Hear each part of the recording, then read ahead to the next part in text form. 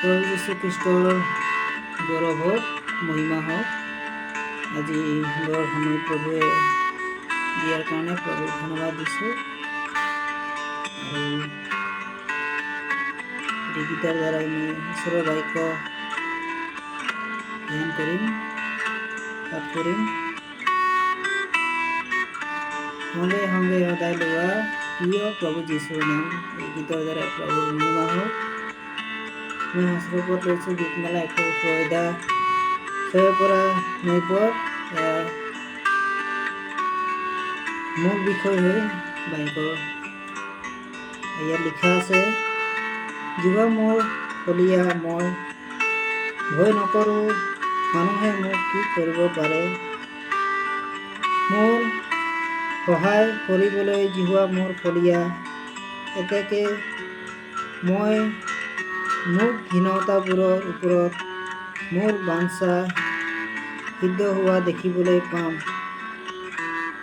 মানুহত ভৰসা ৰখাতকৈ জিহুৱাৰ আশ্ৰয় লোৱাই ভাল। অধিপতিবিলাকত ভৰসা ৰখাতকৈ জিহুৱাৰ আশ্ৰয় লোৱাই ভাল। এই বাক্যৰ প্ৰতি আশীৰ্বাদ থাকক। আৰু এই বাক্যে ঈশ্বৰৰ মহিমা হওক। আৰু গোটেই দিন প্ৰভু যেনেকৈ চলাই আনিলে সেইদৰে প্ৰভুক ধন্যবাদ দিম। এই বাক্যৰ দ্বাৰাই প্ৰভুৱে সকলোকে আশীৰ্বাদ কৰক। আৰু মোৰ পৰিয়ালত থকা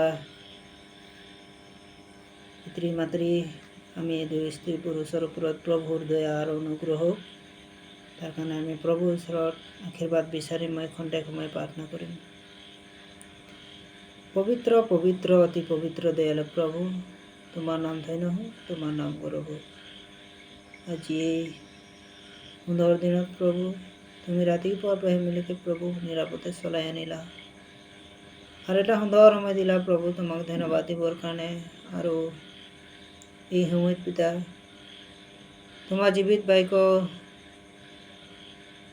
পাঠ কৰিলোঁ প্ৰভু, তুমি আশীৰ্বাদ কৰিলা। এই বাক্যত লিখাৰ দৰে প্ৰভু, তুমি কৈছা মানুহত ভৰসা ৰখাকৈ জিহুৱা আশ্ৰয় লোৱাই ভাল। পিতা, তোমাৰ আশ্ৰয় লৈছোঁ প্ৰভু, যাতে পৃথিৱীৰ সমস্যা, বেমাৰ আজাৰ, ৰোগ বিপদৰ পৰা উদ্ধাৰ কৰি চলাই নিবা পিতা। আৰু যাতে তোমাৰ লাগি থাকিব পাৰিম, এনে নতুন মন কৰাৰ দ্বাৰাই প্ৰভু নতুন আত্মা তুমি দান কৰা। দয়ালু প্ৰভু, এই জীৱিতময় বাক্য, এই ভিডিঅ' যিমানে চাই আছে আটাইৰ ওপৰত প্ৰভু তোমাৰ দয়া আৰু অনুগ্ৰহ হওক। এই বাক্যৰ দ্বাৰা যাতে প্ৰত্যেকৰ জীৱনত প্ৰভু তোমাৰ আশীৰ্বাদ নামি আহে, এনে প্ৰভু যীশু তুমি আশীৰ্বাদ কৰা। ধন্য হওক পিতা।